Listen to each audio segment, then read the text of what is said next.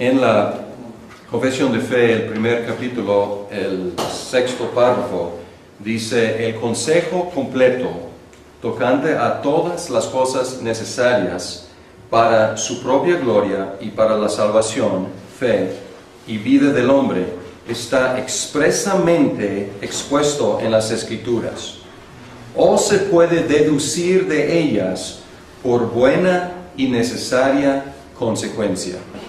Las cosas que están expuestas expresamente no necesitan tanta hermenéutica, pero hay muchas cosas que pueden deducir de ellas por buena y necesaria consecuencia. Y ahí podemos ubicar la hermenéutica en esta expresión, la buena y necesaria consecuencia. Tenemos un texto. ¿Qué debemos deducir de ese texto? ¿Qué debemos deducir de un texto muy claro? ¿Y cuáles son las implicaciones? Y no cualquiera, sino las implicaciones buenas y necesarias. ¿Qué tenemos que concluir? Y ahí está la tarea de la hermenéutica. Y hay diferentes disciplinas que podemos consultar. Podemos consultar para aprender de lo que es buena y lo que es necesaria. Podemos consultar la historia, podemos consultar la lingüística, podemos consultar la filosofía, la teología, muchas cosas. Sin embargo, empezamos primero con la Biblia misma. Vamos a tratar de deducir de la Biblia una hermenéutica bíblica. Y lo que vamos a hacer es observar cómo una parte de la Biblia utiliza otra parte de la Biblia. Y obviamente, ¿cuál parte utiliza otra parte?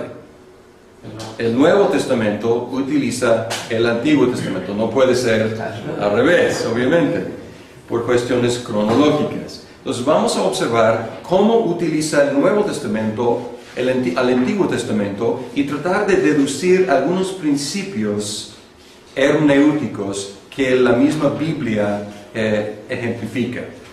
Y lo que vamos a hacer es seguir lo que hizo en su manual y lo que ustedes ya leyeron para el día de hoy en Orozco. Y porque es lo que Orozco hace en la unidad 3. Y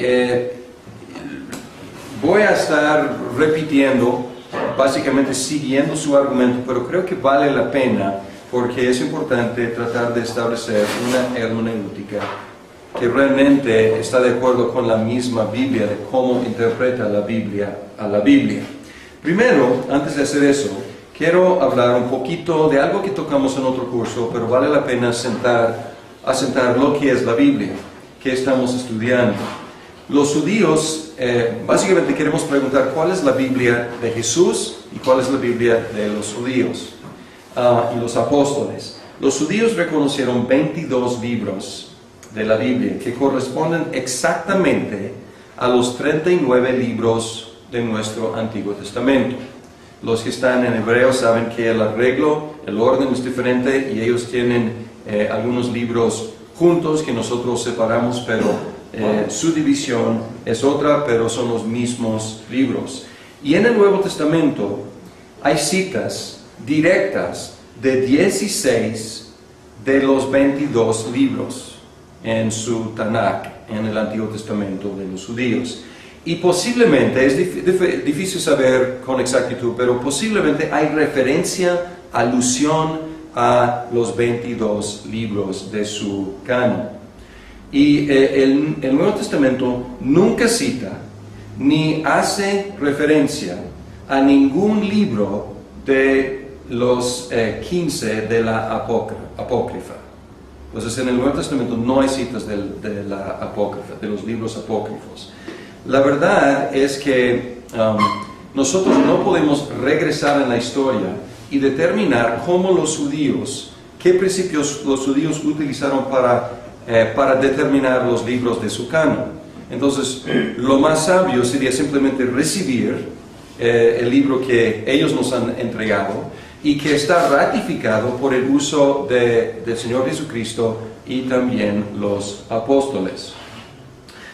Entonces, es lo que vamos a estar haciendo, pero este tema es para otro curso. es para prolegómena de teología sistemática y ahí lo cubrimos el canon con más detalle, pero quise asentar pues, el uso que el Nuevo Testamento hace del Antiguo Testamento. ¿Y cuál Antiguo Testamento? Es el Antiguo Testamento de los judíos, de Jesucristo, de los apóstoles, y es el mismo que estamos utilizando hasta la fecha los evangélicos. Bien, ¿cómo son las citas del Antiguo Testamento en el Nuevo Testamento? A veces son del texto hebreo y a veces son del texto hebreo de memoria, o sea, a veces se nota que no están ahí copiando, pero a veces es verbatim, o sea, palabra por palabra, del texto hebreo, obviamente traducido al griego, o sea, en el momento de hacer la traducción. Y también hay citas, muchas citas, de la Septuaginta. ¿Qué es la Septuaginta? La Septuaginta es este libro. Es el Antiguo Testamento traducido al griego entre 300 y 200 años antes de Cristo, por los judíos que estaban viviendo en Alejandría. Y la leyenda es que 70 o 72 eruditos hicieron la tarea de traducir el Tanakh de hebreo a griego, y por eso el nombre. Septuaginta en latín es 70. Y muchas veces cuando encuentran este número en números romanos es 70. Entonces, si estás leyendo y encuentras este número, significa la Septuaginta. Y van a encontrar esto en Orozco. Cuando él, en su lista, en el capítulo que leyeron para hoy, a veces se encuentran ahí que la cita es de LXX, es de la Septuaginta. Y este libro, la Septuaginta, era popular entre los judíos helenizados, y también hizo accesible por primera vez, podemos decir, el Tanakh para el mundo gentil. Entonces jugó un papel muy importante. Entonces muchas citas en el Nuevo Testamento son de este libro. Tiene sentido, ¿no? Si voy a hacer una cita en griego, puedo rehacer la traducción de hebreo, o puedo simplemente tomar la traducción que todo el mundo reconoce. Entonces tiene mucho sentido. Bien, a veces las citas son estrictamente verbatim, son palabra por palabra. De la Septuaginta sobre todo podemos identificar que ahí es pues, palabra por palabra. A veces son paráfrasis, a veces son alusiones nomás, como nos suena, pero no son exactamente las palabras, y a veces son textos compuestos. Es una cita que dice, hay dos o tres diferentes textos compuestos en una misma cita. Y algo obvio, es obvio para nosotros, pero vale la pena mencionarlo, algo obvio es que Jesús y los escritores del Nuevo Testamento consideraron al Antiguo Testamento inmediatamente aplicable y completamente autoritativo, o sea, con plena autoridad. Cuando ellos podían decir, está escrito, ya, esto fue el fin del asunto. Pues para ellos inmediatamente aplicable y también con plena autoridad. Además, su uso extenso de diferentes porciones del Antiguo Testamento demuestra una confianza en la unidad del mensaje de todo el Antiguo Testamento. Porque si pudieron citar en un solo texto, tres textos de diferentes partes del Antiguo Testamento, ¿qué están diciendo? Que en estas tres partes están diciendo exactamente lo mismo. O si en un libro pueden agarrar de diferentes partes del Antiguo Testamento, están diciendo el mensaje es el mismo. Entonces ahí tenemos una presuposición suya de que el Antiguo Testamento tiene un mensaje unido. Y al interpretar la Biblia, tenemos que recordar que no somos exactamente como ellos, como Jesús y los apóstoles, porque ellos disfrutaron del privilegio, del milagro, de la inspiración. Y creemos que el Nuevo Testamento, igual que el Antiguo Testamento, es inspirado por Dios. Que Dios conllevó a los escritores para que ellos escribieran palabra de Dios. Ahora, nosotros no somos inspirados de la misma forma. Sin embargo, tenemos el mismo espíritu y lo que debemos hacer es seguir su ejemplo. ¿Cómo utilizaron ellos el Antiguo Testamento? Y esta tarea. Orozco dividió las citas del Antiguo Testamento en el Nuevo Testamento en 5 categorías. Y son estas 5 categorías que vamos a estudiar hoy. Y debo mencionar que hay mucho traslape entre estas categorías y otro podría tener una división igualmente lógica. Y a veces estoy dudando si realmente debe haber aquí 5 o si uno es igual que otro. Sin embargo, vale la pena seguir su división porque es lógica y también lo que hace es que revela, expone diferentes principios hermenéuticos. Ahora, este es el procedimiento de Orozco y vamos a repetirlo hoy. El uso y luego cuáles son los principios que se ven en ese uso. Entonces vamos a ver cómo es el uso de los 5 usos y luego cuáles son las metodologías hermenéuticas que utiliza el autor o los autores. Bien, ¿cuáles son los 5 usos? Son apologético, profético, tipológico, teológico y práctico. Apologético, vamos a empezar con apologético. ¿Qué es una apología? En inglés es ambivalente porque hay 2 sentidos. Apología es pedir disculpas, pero al mismo tiempo es hacer una defensa. Y es su sentido original. Una apología es una defensa. Entonces, un uso apologético sería un uso defendiendo algo. Y según Orozco, en la página 28, el uso apologético del Antiguo Testamento en el Nuevo Testamento es su uso a manera de argumento para sostener una doctrina o práctica. Bien, él da un ejemplo interesante. La cita que tanto Pablo como Pedro, o más bien como tanto Pedro como Pablo, porque Pedro primero y luego Pablo, hacen del Salmo 16. El Salmo 16, los versículos 8 al 9, y luego se citan completos en Hechos 2, y luego Pablo agarra una frase nomás. Y aquí, ¿cuál está en juego? ¿Cuál es el argumento? ¿Acerca de qué? Los apóstoles están tratando de demostrar que Jesús fue levantado de entre los muertos. Y quieren demostrar que esta no es una novedad, que este evento y esta doctrina de la resurrección de Cristo es algo previsto por los profetas, por el Antiguo Testamento.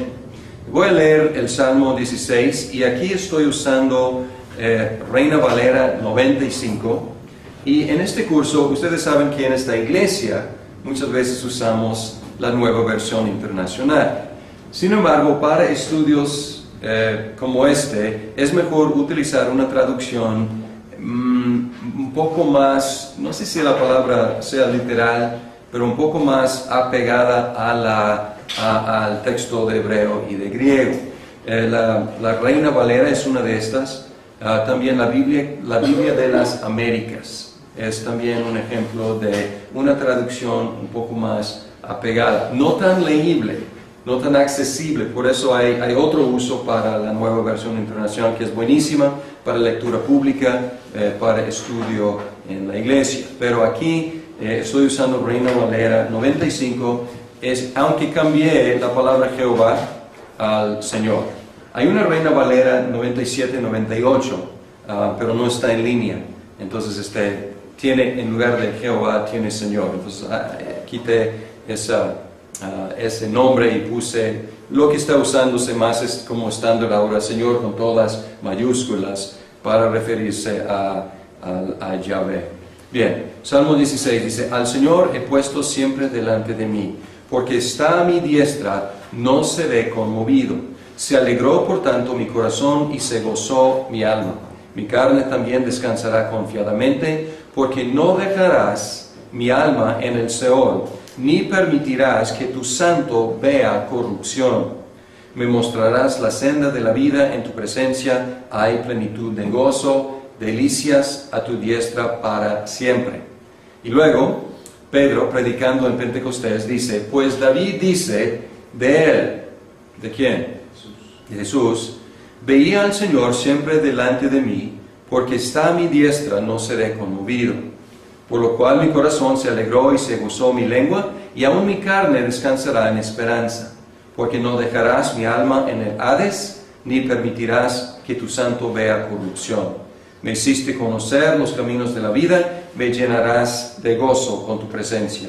Por eso dice también en otro salmo, y luego, esto es la cita en Hechos 13, y luego Pablo en Hechos 2, y luego Pablo en Hechos 13, dice, por eso, dice también en otro salmo, no permitirás que tu santo vea corrupción. Él agarra nada más esta frase.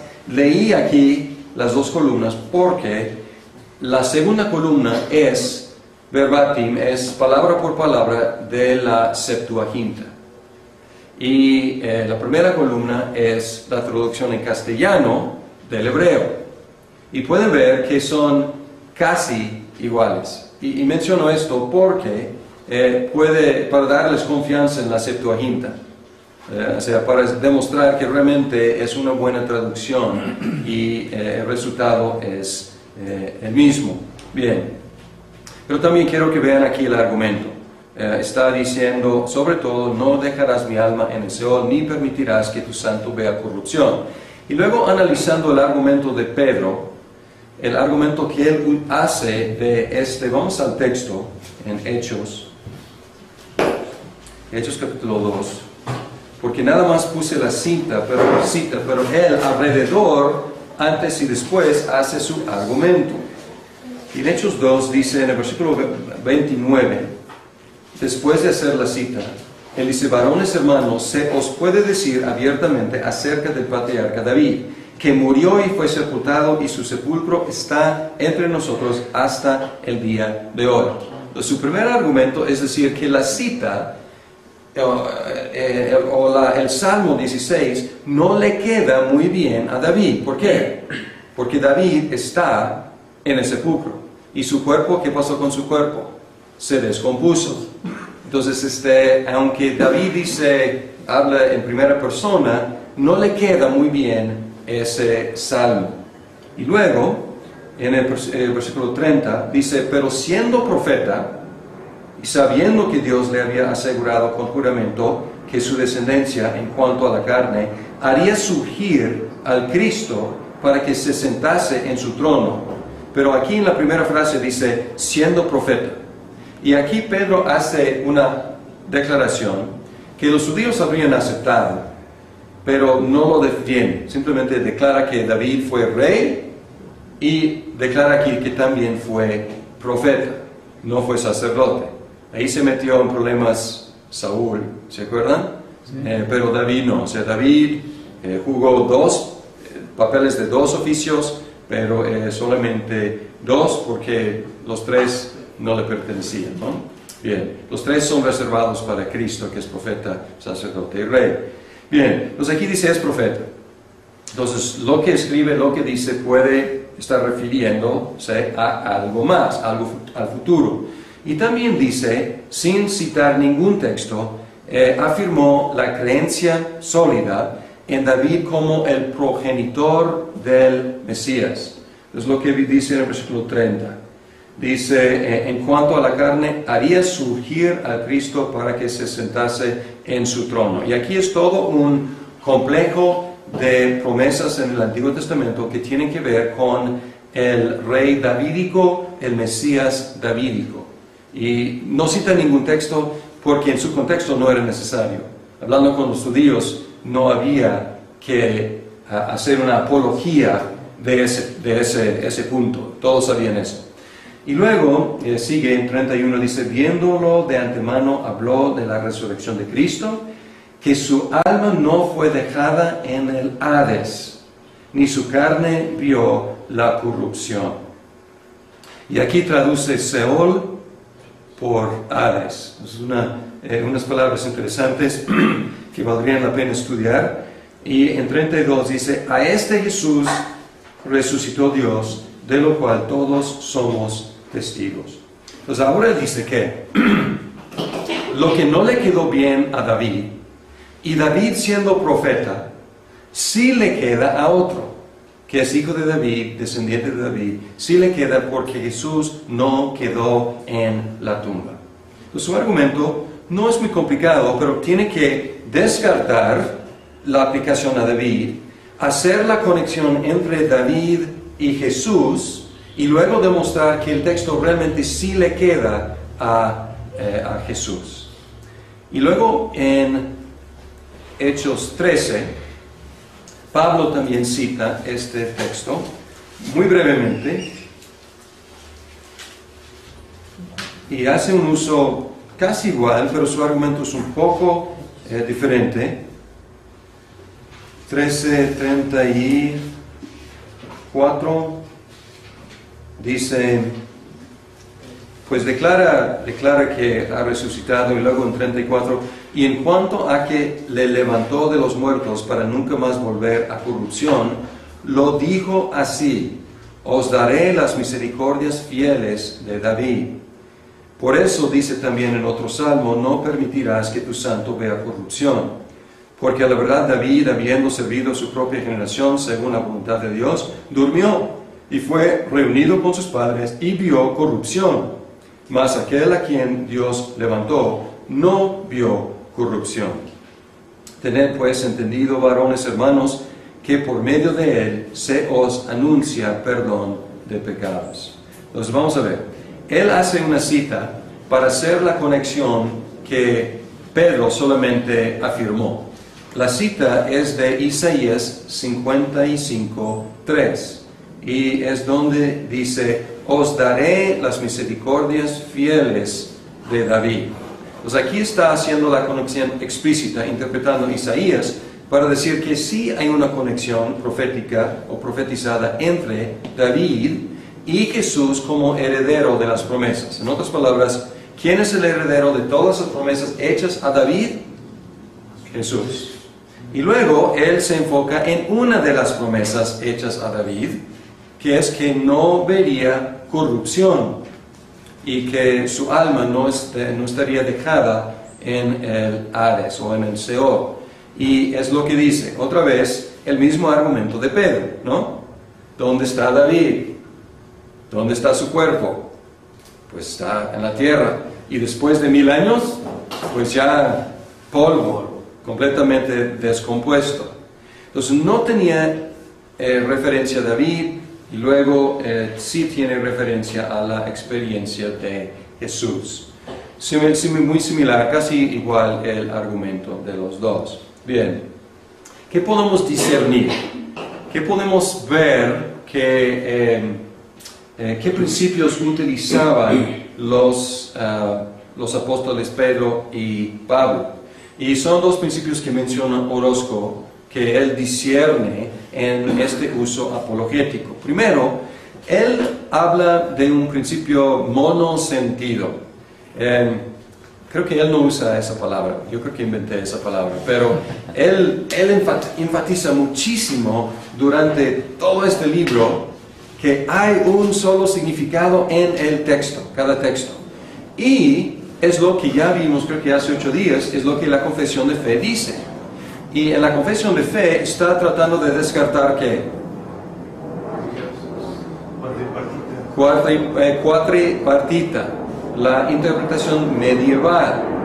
Pero yo puse aquí, yo creo que no estoy yendo en contra de la confesión de fe, pero yo puse aquí algo que no está en la confesión ni está en Orozco. Yo puse aquí normalmente, que el texto normalmente tiene un solo significado.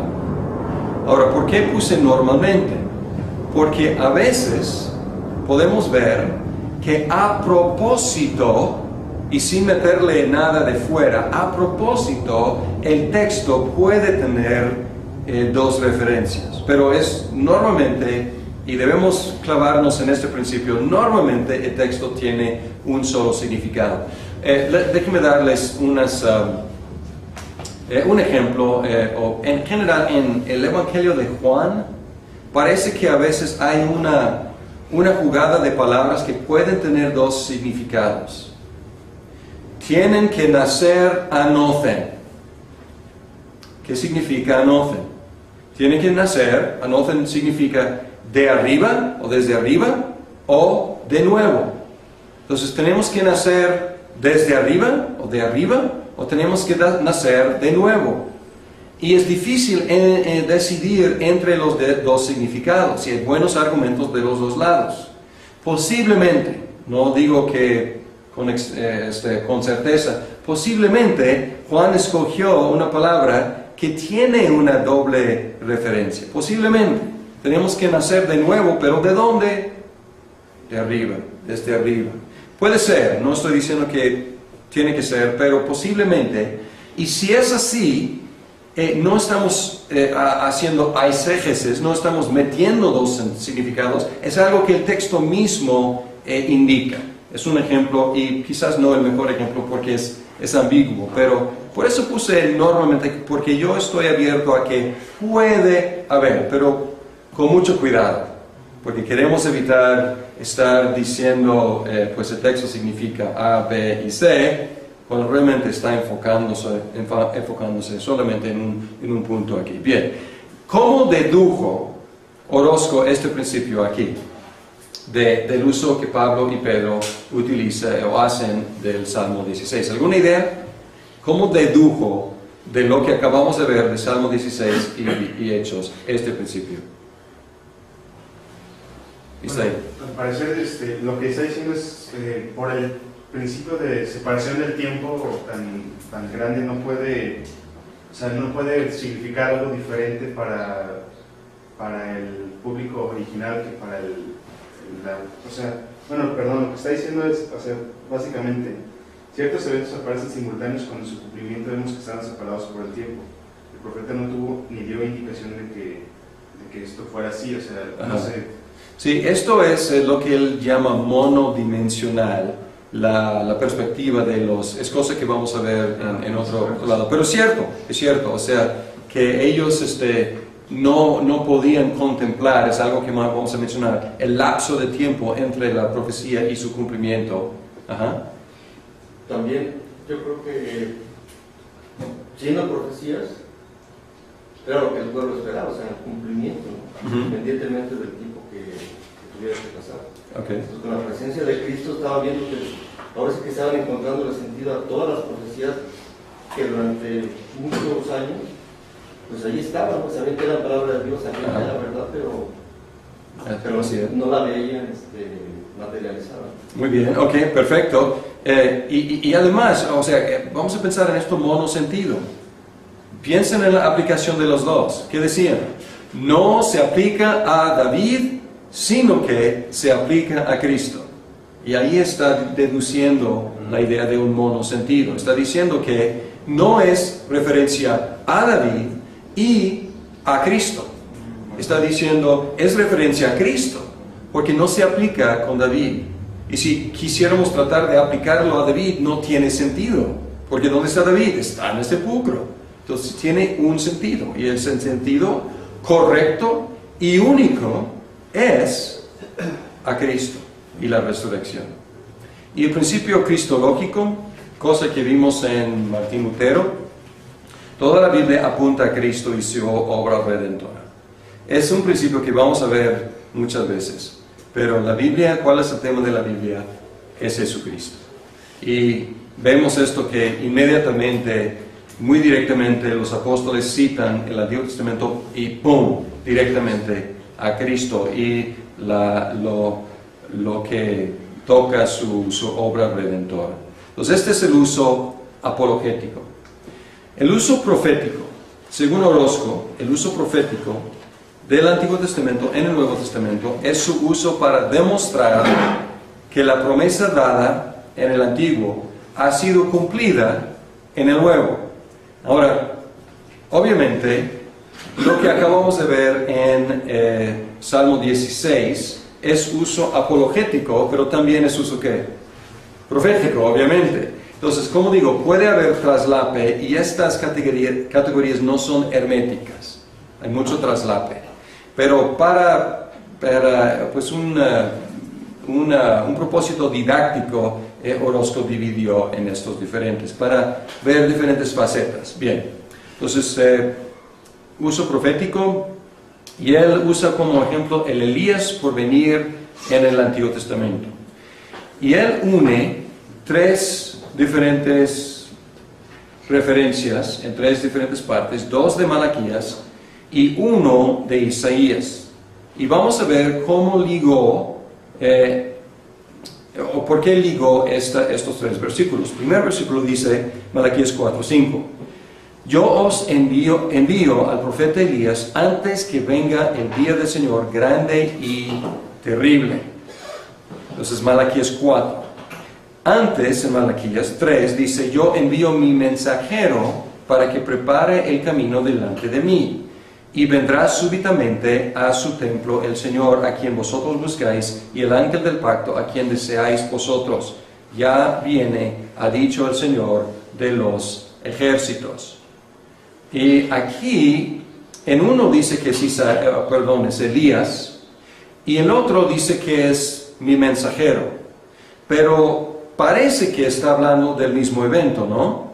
Porque en el primero dice que es antes del día del Señor. Y en el otro dice que el mensajero es ¿para qué?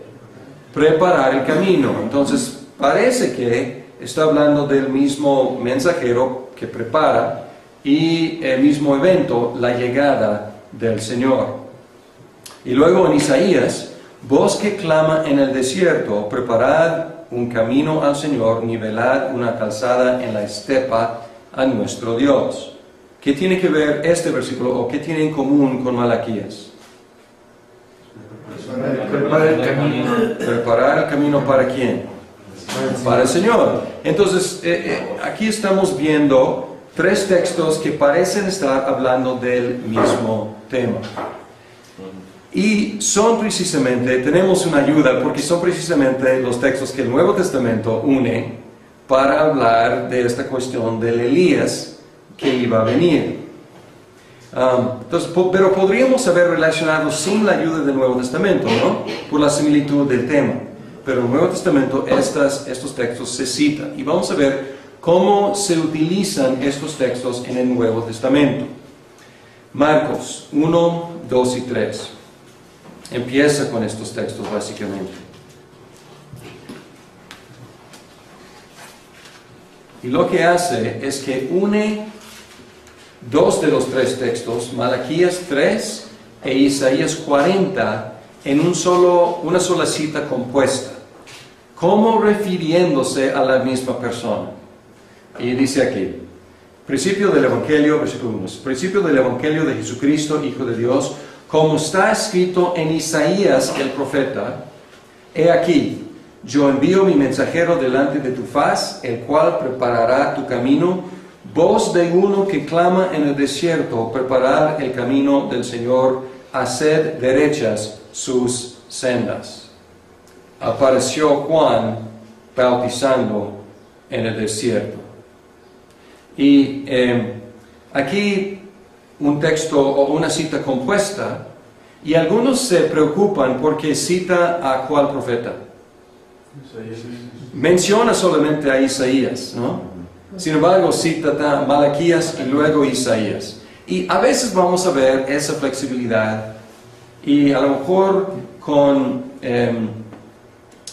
las citas o las normas de citas que tenemos en este siglo, tenemos que citar página, tenemos que decir editorial, tenemos que decir fecha, tenemos que decir título, y si no es plagiar, ¿no? O sea, tenemos ciertos estándares que no debemos imponer sobre los que escribían hace 2000 años. Había más flexibilidad, no hay nota de pie aquí con la cita de la referencia, pero él dice Isaías y luego cita Malaquías e Isaías. Y luego, obviamente, citándolos juntos, está diciendo que están hablando de la misma cosa, del mismo personaje. Y luego dice, apareció Juan.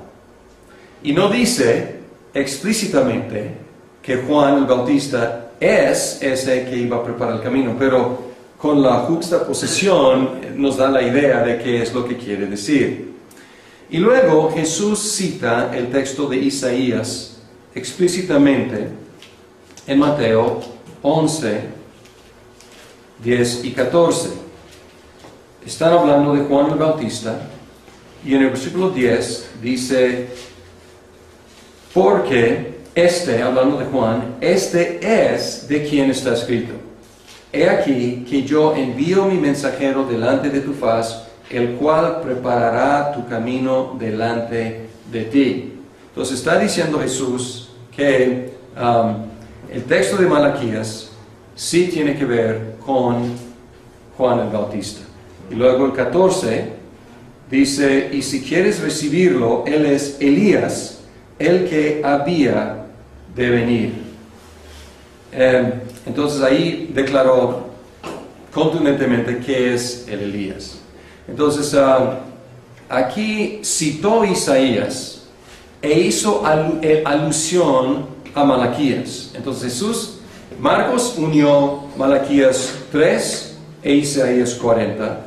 Jesús unió Isaías 40 con Malaquías 4. Entonces ya tenemos los tres textos unidos en una forma encadenada.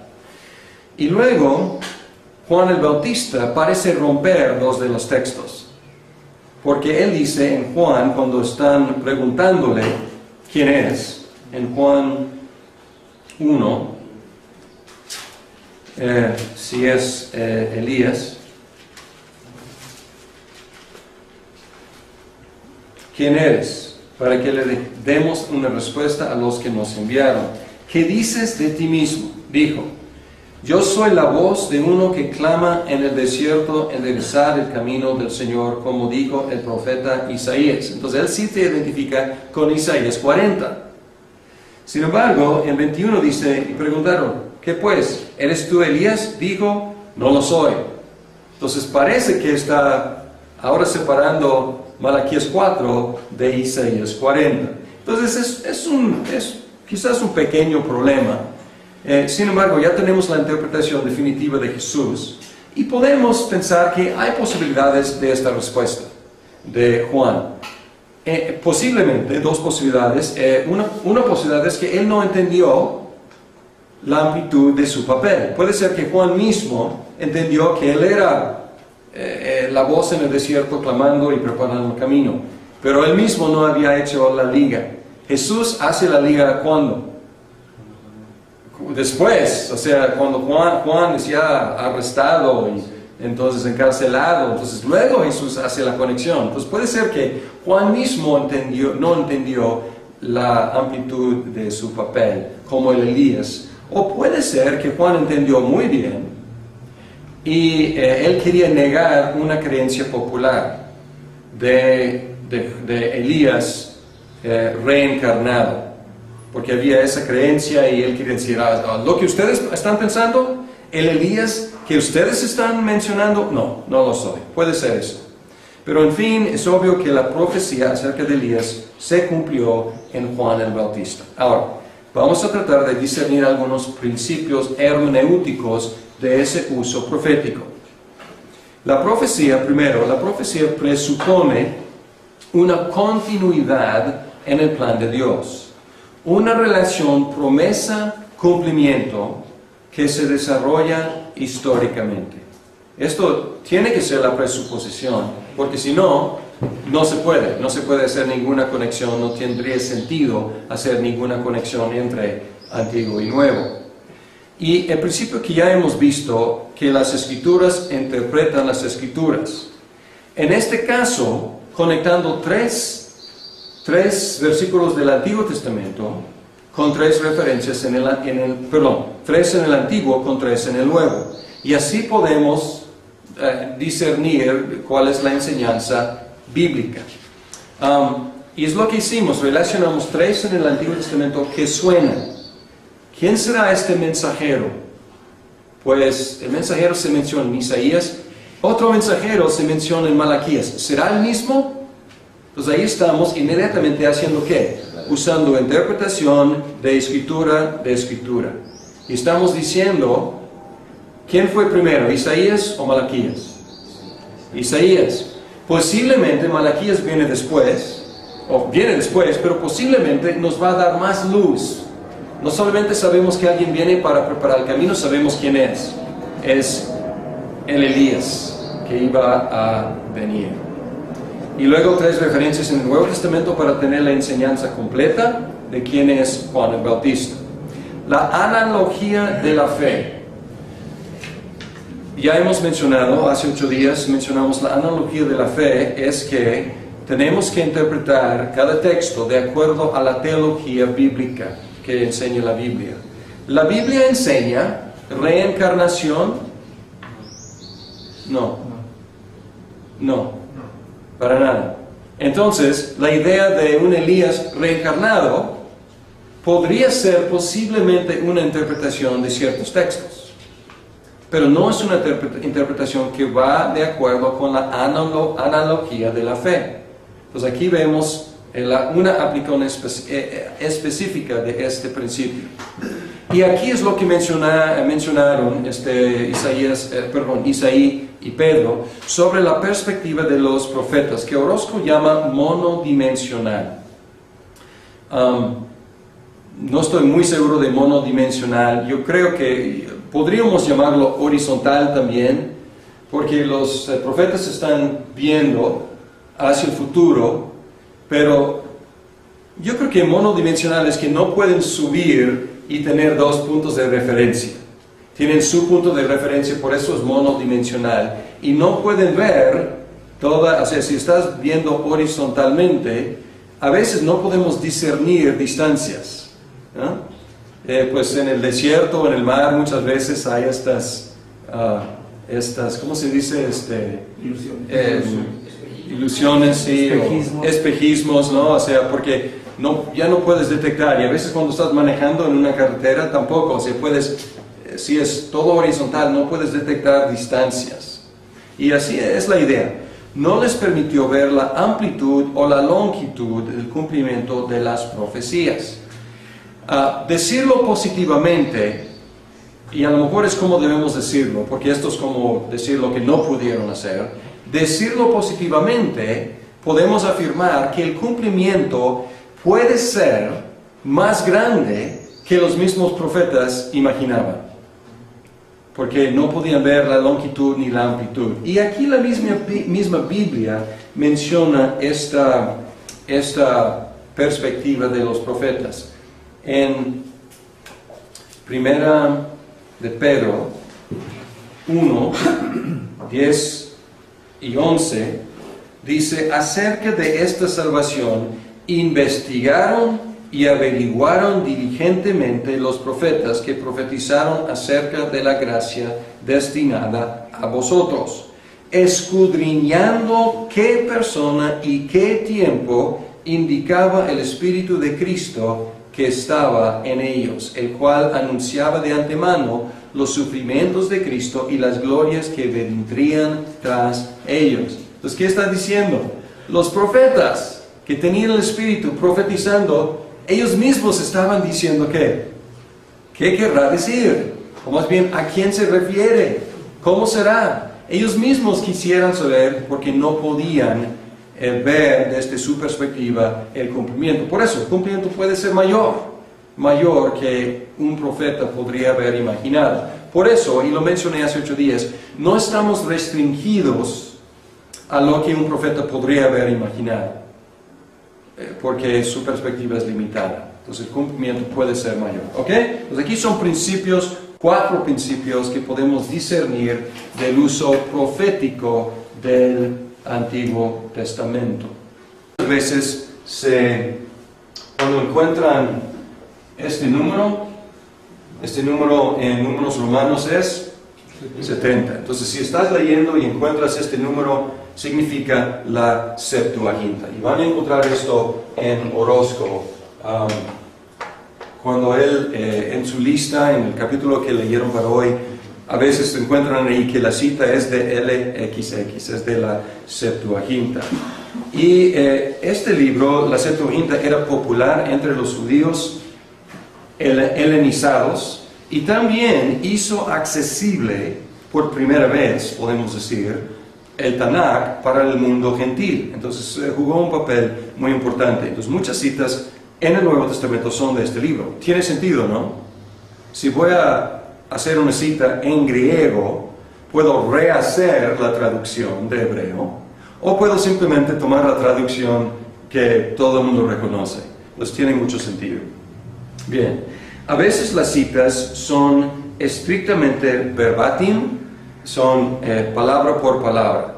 De la Septuaginta sobre todo podemos identificar que ahí es pues, palabra por palabra.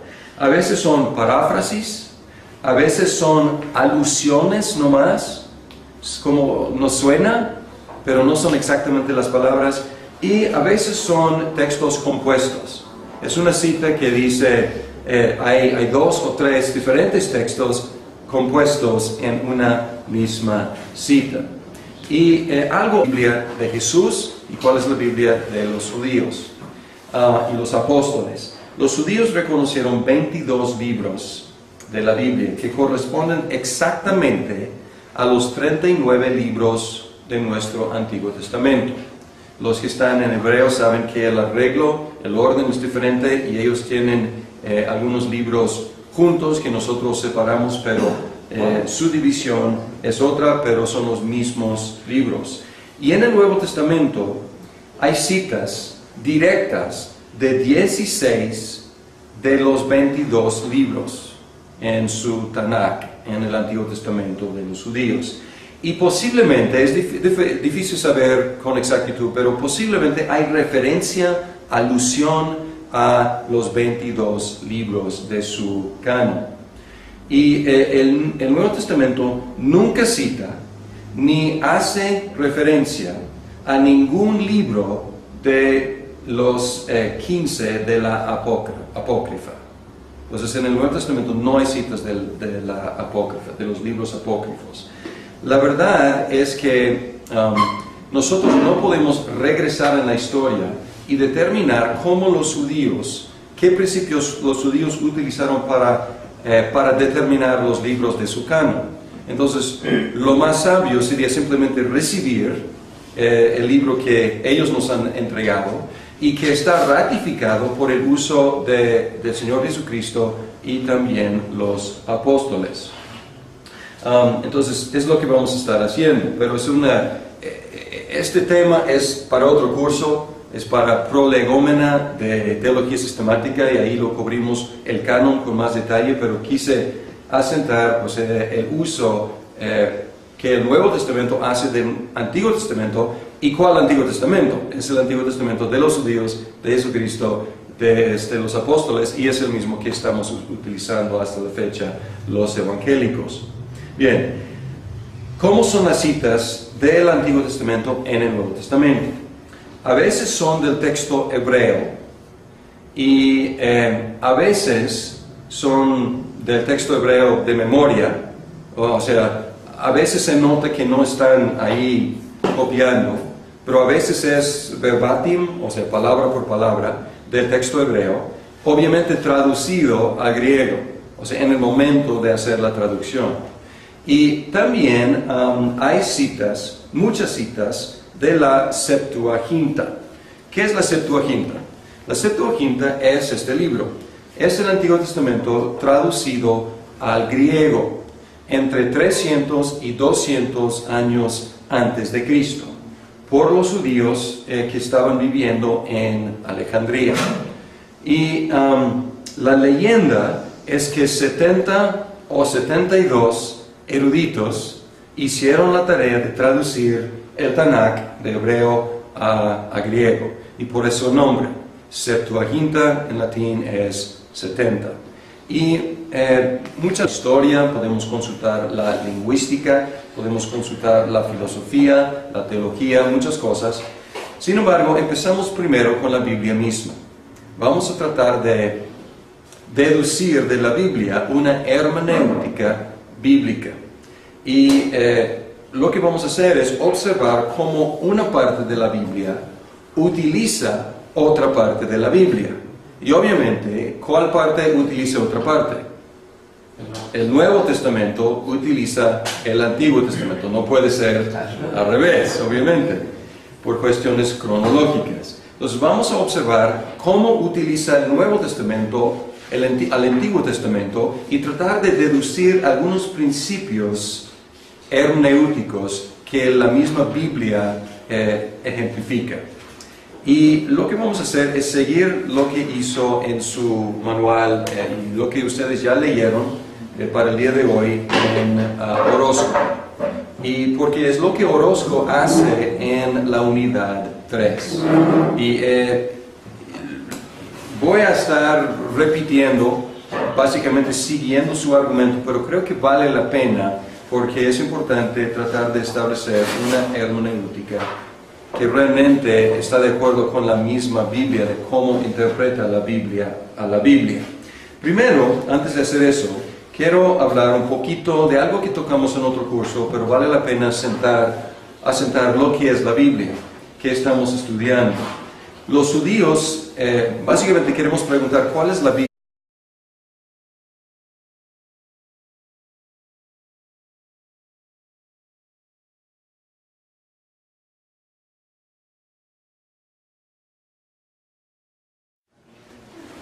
En la Confesión de Fe, el primer capítulo, el 6º párrafo, dice: el consejo completo tocante a todas las cosas necesarias para su propia gloria y para la salvación, fe y vida del hombre está expresamente expuesto en las Escrituras, o se puede deducir de ellas por buena y necesaria consecuencia.